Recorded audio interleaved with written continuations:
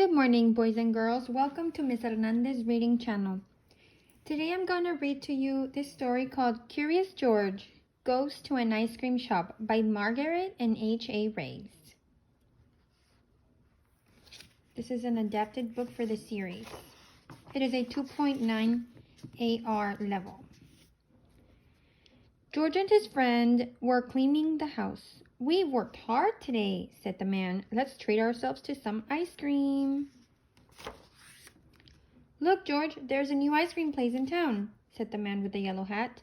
"Let's give it a try." "We've come to try your ice cream," the man said to the owner. "I'm glad someone has," said Mr. Herb. "Come on in. I just opened the place and no one has come here yet." "Well, I'll have a strawberry cone," said the man with the yellow hat. Mr. Herb dipped out a scoop of strawberry. George was curious. Could he scoop ice cream too? Uh-oh, what do you think he's gonna do?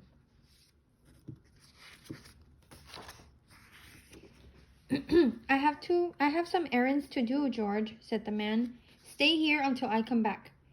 You can have some ice cream, but don't get into trouble." It's like the man always leaves him, right? He always goes and then, "Take your time deciding, George," said Mr. Herb. "I'll start on a special order I have to fill." George couldn't make up his mind. There were so many flavors to choose from. Mr. Herb was busy filling a bowl with ice cream. "This is my first big order. It's for a party, and it has to be just right."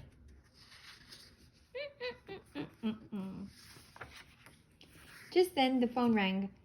"That might be another order," said Mr. Herb, and he went to answer it. The next thing you know, George had climbed onto the counter and picked up the scoop.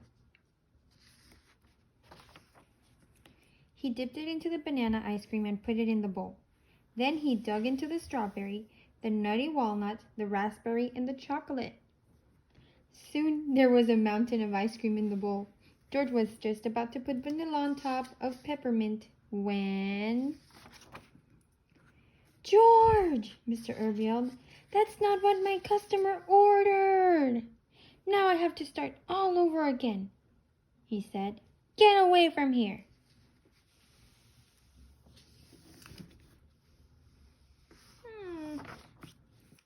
George was scared.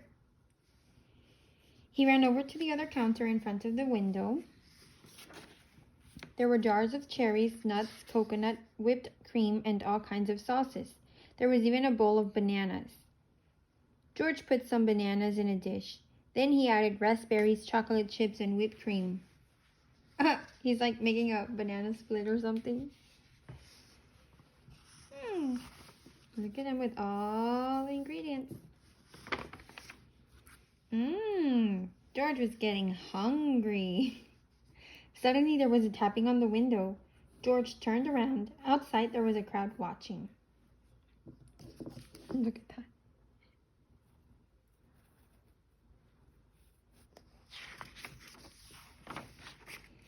"Add some nuts, George," called the boy. "Try the sprinkles. Don't forget the cherry on top." Could George forget the cherry?